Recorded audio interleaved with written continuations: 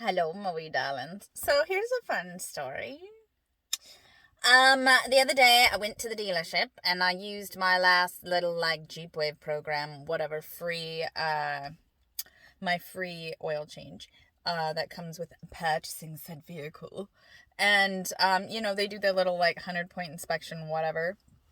I've never put and still don't have a whole lot of ton of faith in that, but anyway, yeah, so I went and I got a text message pretty quickly into them checking my Jeep, and it's 100-point inspection, all things are clear, all things are good. And I was like, well, I would hope so, because I try and take good care of my Jeep. But there are certain things that you just never really think about, and you don't really change for yourself. Anyway, so the guy comes out a little bit later and he's like, hey, so, your technician was looking over the Jeep and said that your in-cabin filter needs to be replaced. Did you want to go ahead and replace that? And I was like, he's like, it'd be about $25. And mind you, he said, it'll be about $25.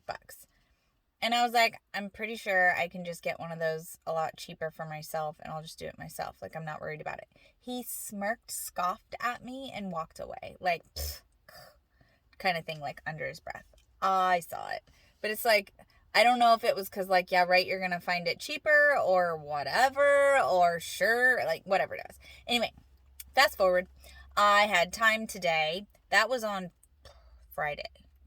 So over the weekend, and then I went into town today, and I went to Napa, which is where I've gone in the past, and for whenever we did those with the JKs, and I got myself a wee little good to go carbon air filter. So I've already replaced it, but so sometimes when you're yeah, I don't really know if I need to have that done, because sometimes you worry about your dealerships nickel and diming you. Well, I don't know that this dealership actually does that. I don't think they do, but yeah. So pulled the old one out, wondering, were you just trying to get an extra $25 out of me or what?